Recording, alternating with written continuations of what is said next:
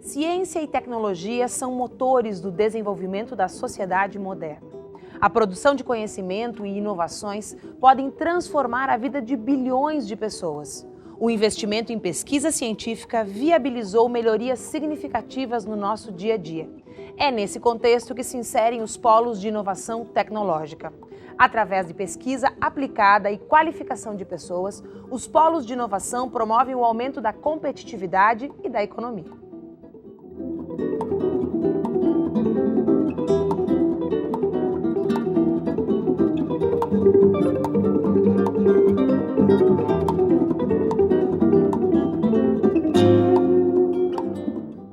A UPF é gestora de 4 polos de inovação tecnológica. Na semana passada, conversamos sobre a inovação gerada aqui na universidade. Se você perdeu o programa, é só acessar a nossa página no YouTube. Agora, a partir desta semana, vamos conhecer os projetos e serviços oferecidos pelos centros vocacionais de cada um desses polos. Mas antes de começarmos a nossa maratona especial sobre os polos, vamos entender melhor como se deu a concepção desses espaços de inovação tecnológica.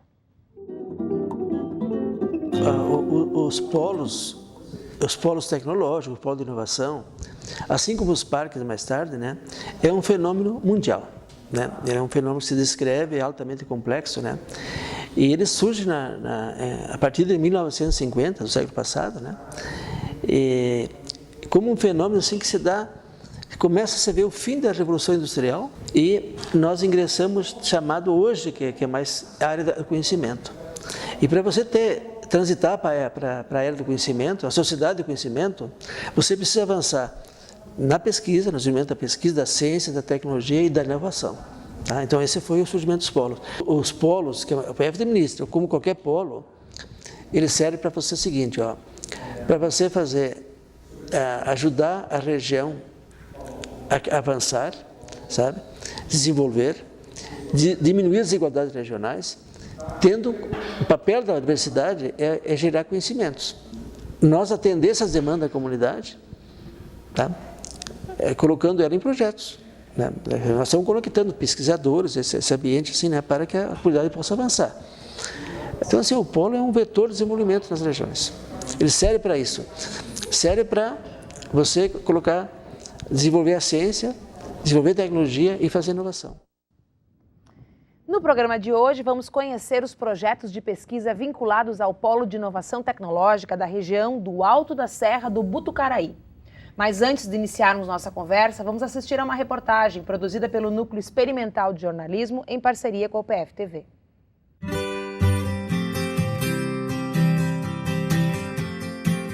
Os polos de inovação tecnológica têm como principal objetivo fazer a transferência de tecnologias necessárias ao desenvolvimento sustentável de uma região. Atualmente, a UPF atua como gestora de 4 polos, nas regiões da produção, Nordeste, Rio da Várzea e Alto da Serra do Botucaraí. Este abrange 16 municípios. O Polo de Inovação Tecnológica da região do Alto da Serra do Botucaraí atua nas áreas de pedras, gemas e joias e nas áreas de alimentos e turismo. Pensado como uma estratégia para promover o desenvolvimento regional, o Polo busca, através do estímulo à pesquisa, o fomento a novas tecnologias e a inovação em todos os setores da economia. O Polo encerrou este ano o projeto que implantou o Núcleo de Competência em Análise, Identificação e Certificação de Minerais. A pesquisa permitiu a instalação de um laboratório para análise e certificação de pedras preciosas e semipreciosas. Já o projeto, que busca transformar resíduos de mineração em concreto e remineralizador de solo, ainda está em andamento. O principal objetivo é a sustentabilidade. O principal benefício é remover esse material do ambiente, que ele é causador de danos à saúde, inclusive. Ele pode causar silicose, que é uma doença que é causada pela grande presença de sílica no material e pela partícula ser muito pequena. Então ela é introduzida pelas vias aéreas e vai entupindo os alvéolos, de maneira grosseira falando. No ano passado, ganhou o Prêmio de Inovação e Pesquisa Aplicada na Semana do Conhecimento da UPF. O desenvolvimento e os resultados dos projetos você confere agora no estúdio. Para conhecermos mais sobre esse espaço de inovação, estão comigo no estúdio o gestor do Polo, professor Dr. Maciel Donato, e a laboratorista do Centro Tecnológico de Pedras, Gemas e Joias, Fernanda Vilas Boas. Tudo bom, gente, professor? Tudo bem. Tudo bom, bem, Fernanda? tudo bem. Maciel, antes da gente começar a falar do Polo de Soledade, vamos tentar deixar o Polo um pouco mais concreto para as pessoas que estão em casa, já que ele não tem, né, uma sede. Sim. Que as pessoas lá em Soledade podem... estou indo para o Polo. Né? Mas o que ele é e do que ele é constituído? É bom também complementar um pouco a fala do Laudir, porque o Polo também é uma oportunidade de descentralizar os recursos financeiros do Estado, né? Porque sempre ficava concentrado em regiões metropolitanas. Então, na identificação das necessidades da sociedade, nas maiores carências, se criou os polos e se destinou verbas específicas de projetos para cada região, dentro da sua vocação, obviamente, executar projetos que têm desenvolvimento, que têm inovação em toda a cadeia, né, do início até o fim. E isso se materializa bem lá no Centro Tecnológico de Pedras, Gemas e Joias, que a gente chama de CT Pedras. Que tem um espaço físico. Que é o espaço físico. Então, praticamente, todos os projetos são executados dentro do CT Pedras. Os laboratórios que foram criados estão lá, os serviços que a gente presta estão lá, o espaço onde as pessoas vão se formar é lá. Né? Então, essa seria, eu acho que, a forma melhor de enxergar a materialização do polo dentro da região do Botucaraí. Tem uma fala do Laudir, que ele fez no programa passado e que hoje ele voltou a fazer, que eu acho muito importante. Quando ele diz assim, que um dos objetivos dos polos é um equilíbrio do desenvolvimento nas diferentes regiões, para que uma região não se desenvolva mais do que as outras e que todas possam avançar mais ou menos concomitantemente dentro das suas áreas de especificidade. Né? Essas áreas de especificidade, por exemplo, o Polo de Soledade tem uma relação com as pedras que é muito importante. Né? Como é que são definidos, então, os projetos de pesquisa levando em consideração a natureza do lugar onde eles são desenvolvidos e as habilidades dos professores que vão lá pesquisar? Isso é bem simples, vem do CORED, que é o Conselho Regional de Desenvolvimento. Então, toda a demanda que no fim a gente acaba transformando em projetos e tudo mais, vem inicialmente das demandas definidas pelo Conselho. Né? Então, para a Soledade é a região do Botucaraí, que Soledade é a sede, né? A sede dessa região. Foram definidas 3 grandes áreas, se não me engano, que é Pedras, Gemas e Joias, que é o que a gente mais tem vocação, agricultura, alimentos, agricultura e turismo. Ou seja, não necessariamente só aquilo que a região tem vocação, mas também coisas que ela precisa e não está desenvolvendo. Exatamente. Isso quem definiu foi a própria comunidade. Né? São esses eixos norteadores. E a partir daí a gente vai inscrevendo projetos que fazem parte desses 3 eixos norteadores para conseguir avançar.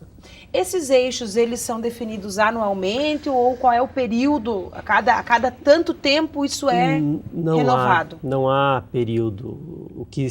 Eu acho que quando se constituiu o CORED, que eu não participei do início do CORED, mas quando se constituiu o CORED, se definiu essas áreas prioritárias. Se houver a necessidade de mudança ou atualização, não há um período, não há nenhuma regra, a não ser reunir de novo todas essas entidades, prefeituras, né, e se formular um novo documento, um novo regimento para que outra área seja acrescentada. Fernanda, tu trabalhas dentro do CT Pedras, né, que seria talvez a materialização para a comunidade da onde o polo e as coisas do polo acontecem. Como é que tu vê essa relação entre o Centro Tecnológico, as pesquisas e a comunidade?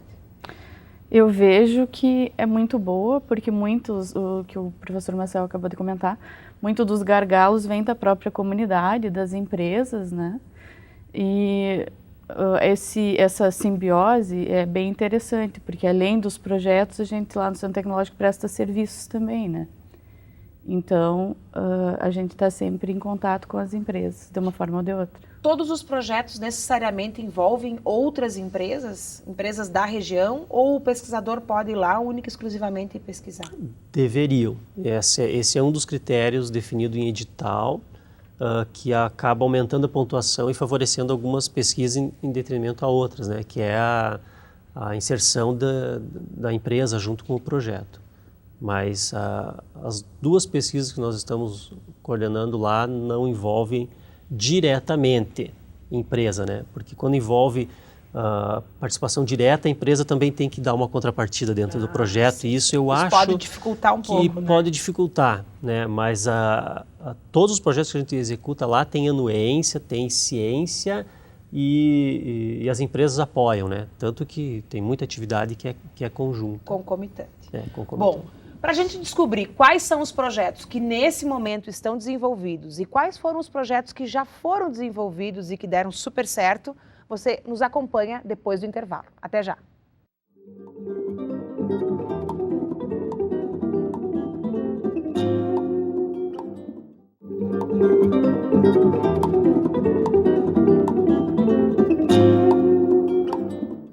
Eu acredito que assim, a gente está envolvido, a gente está passando mais tempo dentro da faculdade, fora o período de aula, é muito importante para a gente ter orgulho de estar estudando, a gente está aprendendo outras coisas além do que a gente aprende em sala de aula. Por exemplo, essa parte da nossa pesquisa a gente não viu na disciplina, né? Só foi conhecer quando a gente se aprofundou um pouquinho mais e foi vendo como é que funciona. Então, eu acredito que a parte de iniciação científica na faculdade ela tem que ser bastante valorizada, por causa que é um meio do pessoal estar se envolvendo com a faculdade e estar aprofundando os conhecimentos em determinado tempo. Eu acho que é bem importante essa parte, até para depois, se a pessoa tem interesse em continuar estudando, é o começo da vida profissional do estudante. Voltamos com a Universidade Aberta. O programa de hoje fala sobre o Polo de Inovação Tecnológica da região do Alto da Serra do Botucaraí. Continuam comigo o gestor do Polo, professor Dr. Maciel Donato, e a laboratorista do Centro Tecnológico de Pedras, Gemas e Joias, Fernanda Vilas Boas. Estávamos aqui comentando, né, que tem um material bem rico dessas últimas duas, essas pesquisas que foram desenvolvidas no Polo, porque ele é relativamente novo, é isso, professor? Isso. Nosso primeiro projeto foi aprovado em 2012? 2012, começou em 2013 daí, né? Isso, e a execução dele foi em 2013. E o segundo foi aprovado em 2014 e o início da execução foi em 2015. Tá. Qual foi aprovado em 2012, o primeiro? Foi o projeto Apoio ao Núcleo de Identificação, Análise e Certificação de Minerais do Alto da Serra do Botucaraí, que consistiu na criação de um laboratório para análise de materiais gemológicos, entre outras metas. E esse projeto ainda está funcionando ou ele concluiu e já tem alguns resultados interessantes? Foi concluído agora esse ano. E um dos resultados mais interessantes é que vai ser o primeiro laboratório acreditado via Rede Metrológica do Rio Grande do Estado para certificação de minerais.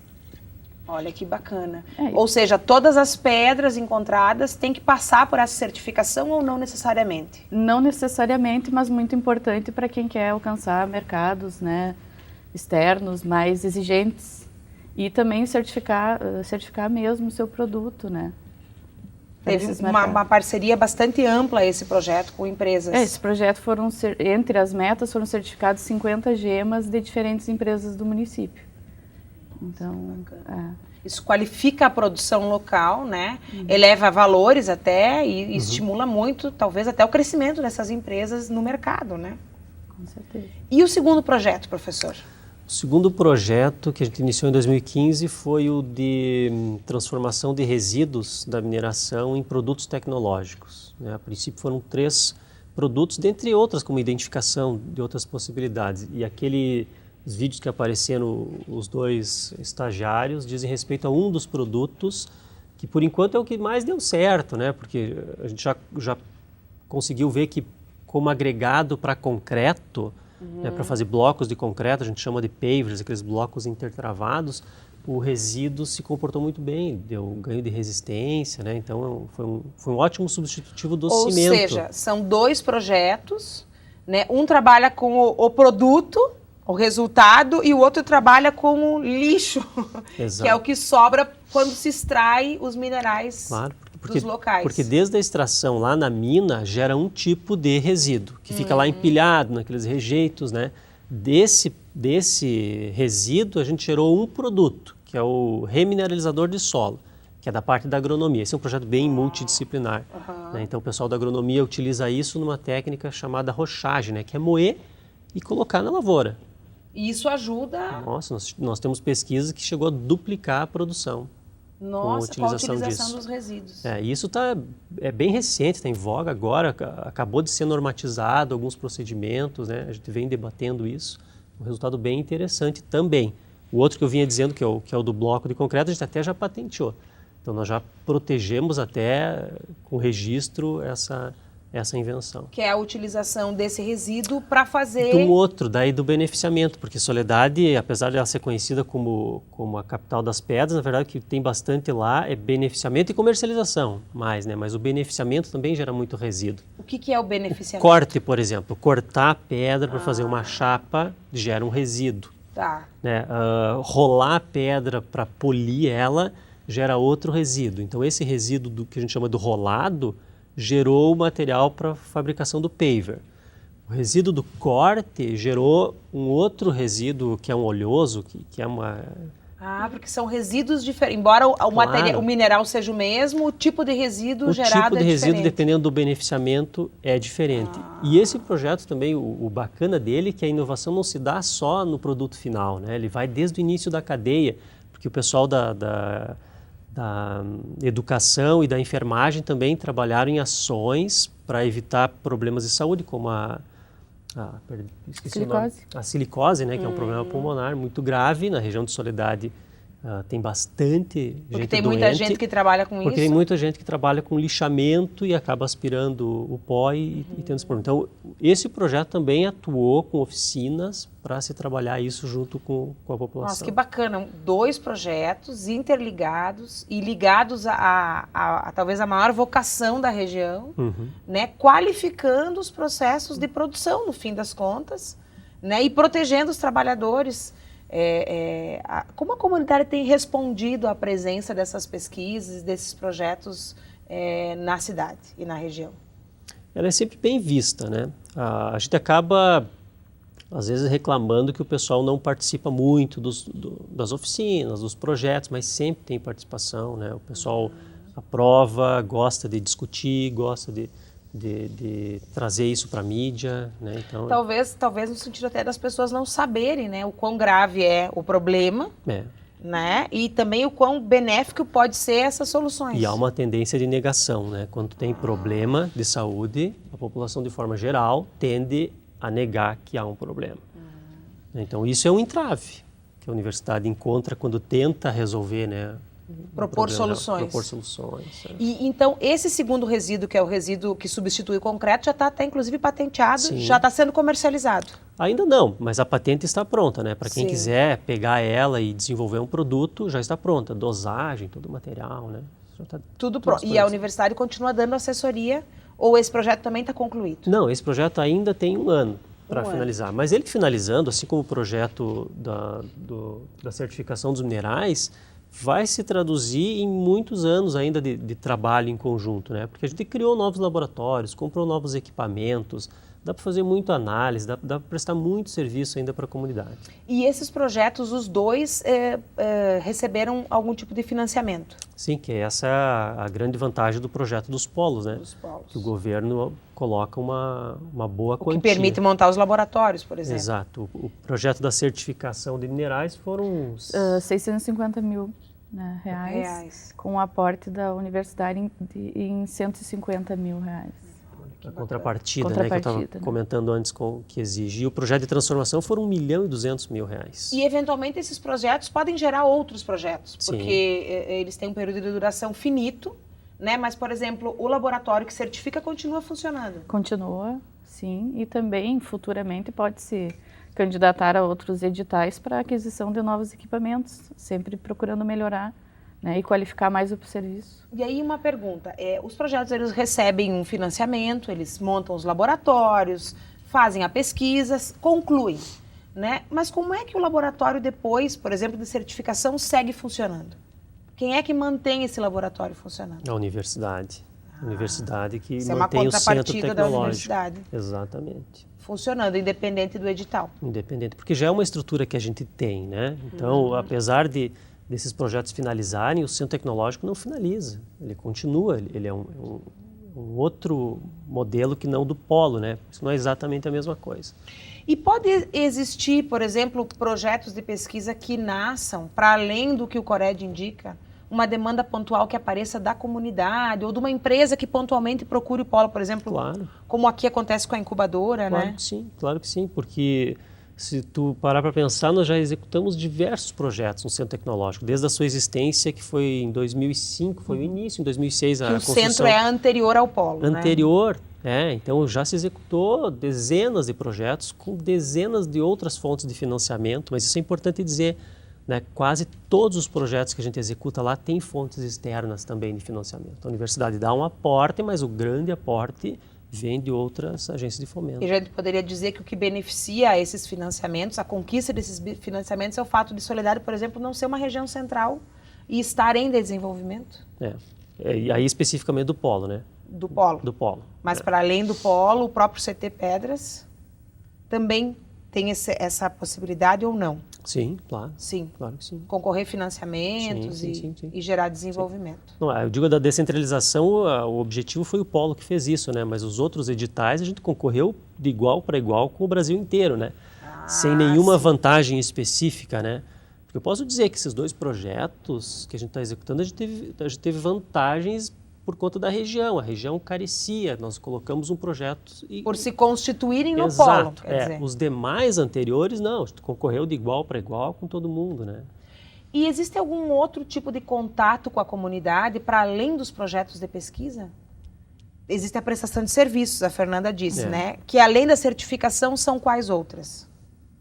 Além da certificação, nós temos gravação em pedras, né? Temos corte em materiais orgânicos, como MDF, corte a laser, né? E tem corte por jato d'água, que também pode cortar superfícies planas de chapas de ágata, metal. E a comunidade vai lá, solicita, existe um valor que ela paga para isso? Sim, existe. E aí o centro devolve o material produzido. Sem contar os projetos de extensão, os eventos que são extensão, seminários, oficinas, né? A gente produz isso regularmente, a gente sistematiza isso anualmente num evento que é um fórum estadual, onde a gente publica um livro e entrega gratuitamente para a população todo ano. Existe uma prestação de contas. Existe uma prestação de contas à sociedade, a gente faz isso. E um movimento bem grande, então não são só os projetos de pesquisa, nem só o trabalho com as pedras. E o ensino também, né? Nós temos sala de aula, lá ocorrem aulas de mestrado, né? Tanto da UPF quanto da URGS, né? Então existe sempre envolvimento de aluno, a nível de graduação, mestrado e doutorado. Bom, hoje você conheceu então mais um trabalho realizado pela Universidade de Passo Fundo, sempre em parceria com a comunidade. O assunto do programa de hoje foi o polo que está em Soledade, mas nós vamos voltar no próximo programa para falar dos outros polos. São no total 4, já falamos de um, vamos contemplar os outros 3 e ainda no programa que vem vamos falar mais um pouquinho do polo de Soledade, porque existem outras coisas acontecendo lá, como vocês puderam conferir agora no finalzinho do programa, tá? Você pode assistir a esse e a outros programas em nosso canal do YouTube ou pelo site nextjor.com.br. Estaremos de volta na semana que vem para continuarmos nossa jornada pelos polos. Obrigada, gente, e eu espero você. Até lá!